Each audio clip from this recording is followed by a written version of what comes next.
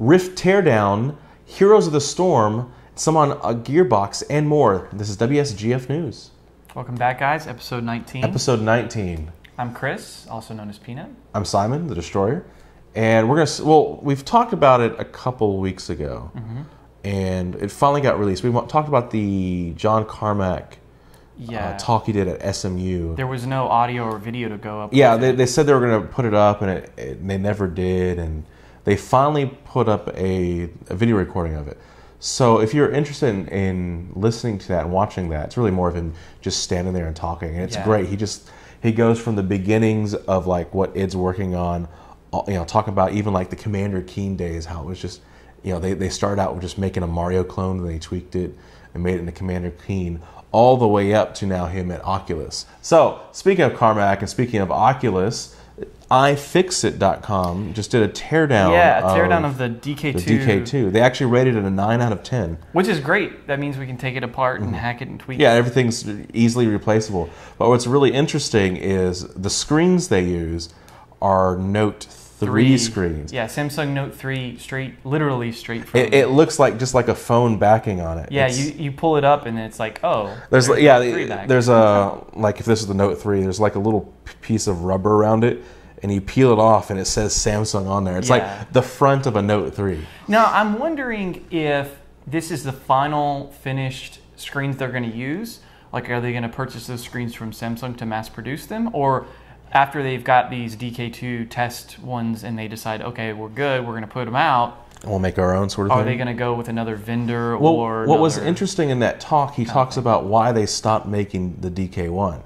And the only reason they stopped, it wasn't because we're about to ship out the DK2 or something like that. It was, we just ran out of the parts. People just stopped making the screens. And you know, it's kind of bad that they run out of DK models quickly, but it's also kind of good because if we get another one and another one and another one, we know we're getting bumps in specs very quickly rather than, you know, 3-4 years with the same model and the same screen. So, you know, the talk's really good. I encourage everyone to go check it out. We'll leave a link for it below in the description, and also a link for the iFixit Teardown, where you can see the article and the video. Yeah, just see the peeling of it. It was just, you know, it was really interesting. But like I said, 9 out of 10. That's what the DK1 got as well, as a 9 out of 10. Yeah, so we know that Oculus is doing a good job with not only assembling these guys, but making it easier for us to. It's really more just making it easier for them, I think. Yeah. Because I mean, all these are like homemade originally. That's how it started out, and so it's easier for them to use parts that are easily put together and take apart. Right. And so, you know, just and there's probably a lot of work involved in hiding everything and making it look nice. They can worry about all that later. So as part of the Heroes of the Storm Alpha that Blizzard released, this is a new game that's similar to Dota. And so they're what do they call it? MOBAs? Yeah, MOBAs. Yeah. What was that? Multiplayer online battle arena. That's okay. Which is kind of a terrible. I mean, everything's a multiplayer online battle arena, but whatever. So what they have done, so keep in mind, first of all, that Heroes of the Storm is only alpha right now, and it's limited to certain players who can play it. It's probably like top StarCraft players, right? It's top not Hearthstone totally players. Wide open just yet. The beta, I think, will be. Yeah, there's a sign up for the beta on the main site for it. Right. But what they've done is, in the game there was artifacts which allowed your hero to rank up faster. So it's a little bit different than Dota in that in Dota, all the heroes are available and all their abilities are available. Every hero has four abilities, essentially. Blizzard is kind of changing the formula a little bit and saying some of the heroes are locked, and of course a lot of them aren't done yet because it is alpha. And you don't have access to all their abilities just yet. You have access to some, and then as you play that hero more and more and more, you get newer and newer abilities and you level up. Now, to level up, you have to have artifacts. Well, you used to. You had to equip artifacts which would make your character level up quicker. So as of today, or when this article was released, August 1st, they have removed artifacts and they have sped up the leveling of the heroes by 300%, so 3 times faster.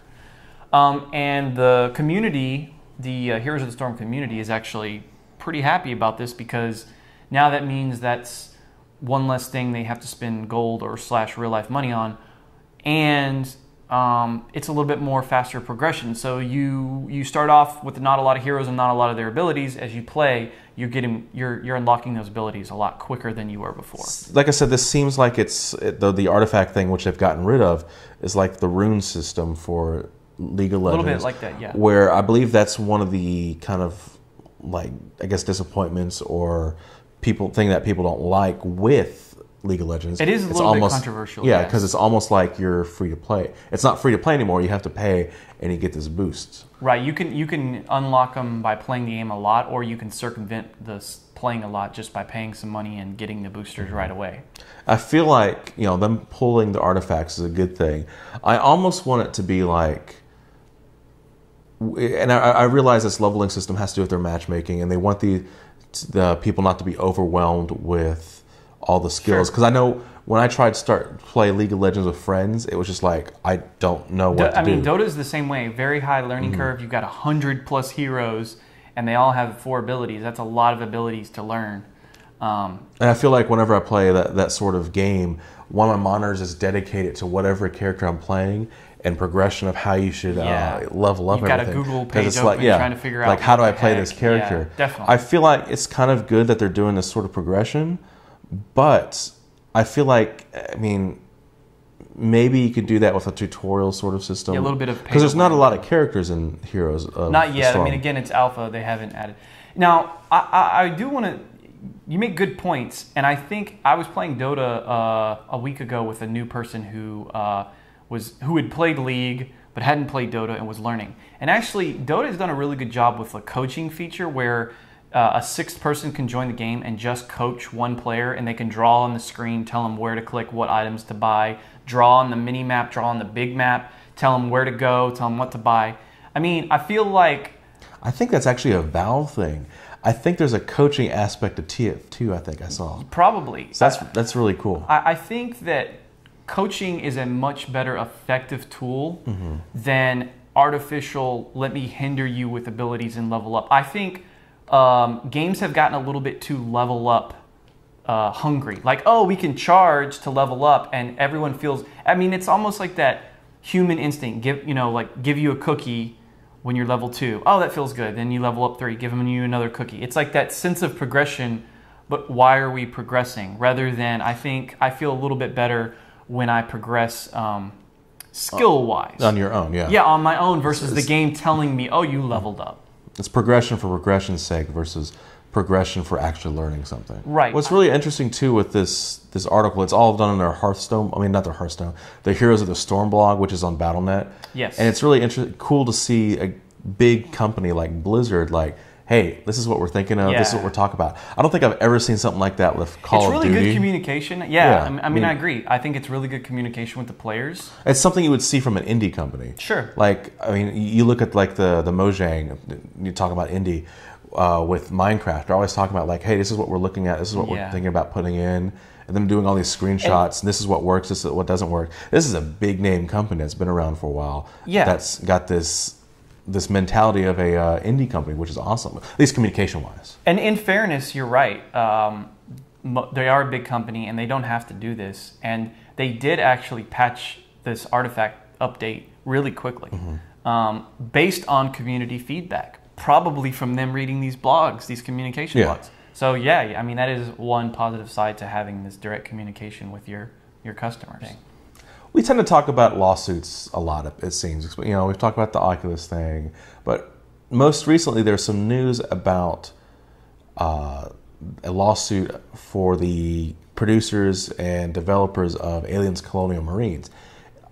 Gearbox, one of the people, or one of the head people that were producing the video game, are saying, hey, we shouldn't be sued. Yeah, they're basically calling for like, so Sega is the publisher for Aliens Colonial Marines, and they're basically saying that, well, the lawsuit alleges that the engine that they used when producing the pre-game footage that was shown is now different than what they're actually using. Gearbox is stating, we've always been using the Unreal Engine, that's what we've used start to finish, because the pre-game footage and the current footage looks a lot different, like way different. And so in this article that we found on PCGamer that popped up just recently, they're saying that, look, we have no control over the marketing, and that all decisions that were made were because of Sega, because they're the ones that own the rights to make the video game, and they hired us out. And one of the other upsets that happened was the release trailer had some of the beta footage. Yeah. And so it looked differently. Now, it was cutting between two different things. So when games are made, obviously there's going to be changes over the course of the production of it. But, I mean, they were using old footage of the game and saying, hey, this is new footage. Now, whether that or not that's Gearbox or it's the marketing from Sega is to be said. And I think that's what this part of this argument, this lawsuit is just really mainly about. So, I mean, the fact that this lawsuit is taking place, do you think that had the game used the original footage, that it would have done better on Well, I think if it would have used the original footage and made it look the same, because there's times where there's in the footage that was released, you go to Hadley's Hope is the colony on the planet, and you go to that command center and they look out the window and they purposely make a point to look out the window and look at the landscape of Hadley's Hope and all the rain's coming out, and it looks great. I did the same sort of thing in the same area, and there's like things blocking it, so you can't really look out. And so there is this like, look, I want to experience the world, and you're hindering it. I mean, it's like if you were to just throw Call of Duty with some aliens it's really all it is. I mean, it's nothing to win a great award for. It's a fun little game. Well, even if the lawsuit goes away and whatever, I think they've already probably felt the damage of this because the game hasn't done well and it's just an average apparently game. They actually lost money on... Yeah, I mean, I'm sure sales are very poor and they spend a lot of money trying to develop it, and it's just becoming basically an average shooter. Yeah. Which is really unfortunate. I can't remember if Aliens Colonial Marines was pre-orderable, but I mean, if it is, like, and you base it on that, of course you're going to be mad. I think that's part of the issue that the lawsuit has brought up. The person's mad. Yeah. Don't waste your money on a product that you're not for sure on. Now, for me, if it's an indie game and there's a lot of communication, stuff like that, I have no problem pre-ordering and doing early access because I know they have a communication and I can see their progression. Yeah. Now, another, if I was to do something else like Ubisoft, Far Cry 4, Assassin's Creed Unity, and I was to pre-order that, which is up for pre-order, I probably wouldn't pre-order that. Sure, because I think Ubisoft has a bad history of... bad history of doing this sort of thing. Yeah, bad history of like showing off a product. There's the whole Watch Dogs thing. There's the whole, I think Rainbow Six is the same sort of thing. Yeah, the original trailer was not the actual product. So, in summary, the basic concept is... Vote with your money. Yeah, okay. and these companies who do these things, like with Alien Isolation, who kind of pull the rug out from under you or pull the old switcheroo, remember those things, and next time they're selling a game, don't pre-order it until it's out, until you know what they promised is actually there. Kind of unrelated, but I am looking forward to the other Aliens game, Alien Isolation. Oh, Aliens Isolation looks so good. So maybe we'll get a really good Aliens game that will make up for this really poor Aliens game. And it looks like Alien Isolation is doing it the way it should be done. Like, it's not a shooter. Right. It's not a Call of Duty slapped with aliens. It's Aliens, what Aliens was, the core of what it is. I mean, the original Aliens, there wasn't a lot of, like, first Alien, I don't think there was any shooting. So it's that time again. It's that time again. Ladies and gentlemen, Battle Stations. Good job posting on the forums. I'm probably going to be doing a forum post myself on my rig behind us. So to talk about the forums real quick, there's someone actually on the YouTube who brought this up. We have a new forum for it. We have our own section. We've pulled it out. It's now in general. Yep. And it's called Battlestation. So it's no longer like general off topic or something like that. It's not a thread anymore. It's an actual So each person section can have their own little thread, and we can all talk about it. You know, that's one thing. Like, you can have multiple conversations going at the same time. It's kind of confusing. Yeah. So we have one person. We can all talk about it. So that's gonna be pretty cool. Yeah. So if you want to post your Battle Station, create a new thread. Put your images, tell us about what it is, what you did, how you built it, things like that. A really good example of what to do is our Battle Station we're going to talk about. I think this is actually the first Battle Station that was posted on this forum. Yes. So congratulations to user Phytoplankton73. And he did a kind of custom lift for his 3 screen. So He originally posted this on overclockers.co.uk, but he brought it over to us because apparently he's also on our forums, which is awesome. Yay, good job. And showing out just his work in progress, showing how he built it, showing his kind of, I guess it's not really a CAD file or whatever, but how he was trying to figure out the exact angle, exactly where he has to cut. So I guess you could print that out and lay it on it so you know exactly where to cut. Yeah, he got pretty in depth. I do like the layout, how he did the angles. I mean, you can barely tell that there's an actual triple monitor lift to it. It has that lighting system. It gives that floating kind of feel to it. Yeah, I like the lighting system underneath. That's really cool. And then also I like the fact that he's got a suspended computer mount that's on the right side, it looks like. What's really interesting though is the wires. If you see, his layout is turned 90 degrees. So the motherboard and GPU connectors are actually at the top of the case rather than on the side, which is really interesting. I like how the wires come out of the top and then run to the back rather than coming straight out of the back. That would be good. I mean, you have it right up next to the desk and you can see some really good cable management and hide the cables away. Exactly. So before we end anything, we just want to remind you, Skip had a giveaway we talked about last week. Yep. If you have not entered this giveaway, what I want you to do is look at episode 18, which we did last week. Watch the video and learn how to enter it on, and what you have to do on the comment section of last video. So watch last week's video again if you haven't done it. Comment on last week's video to enter it using the specifications we have to. I'm trying to keep it as watch the video. Yeah, just watch the video, guys, and enter it. Yeah, and it's a free game, and it comes with all the goodies. So make sure you check it out and enter. If it's free, it's for me. I'll take 3. So check that out. Once again, we are WSGF News, and make sure you like, comment, subscribe on this video. You can check us out on Facebook. You can check us out on Twitter. My handle on Twitter is @ComputerLasco. I am @TheDestroyerFTW, and the main Twitter for the WSGF is @WSGF. Be sure you also check us out on Facebook, Google+, the Steam page. Be sure you do your command stations, post your battle stations. We talked about it a little earlier. Remember, it's in a new form. It's in general/battle stations. Also, do your DRs. Always do your DRs. The more the merrier. Remember, we are a community-run website, so we need community input and all of this. And don't forget Social Saturdays. We're recording this on a Saturday, so I'm going to go home and play some video games. And join us on the Mumble. Download Mumble, download Mumble from mumble.sourceforward, I believe is what it is. And we'll have a link below.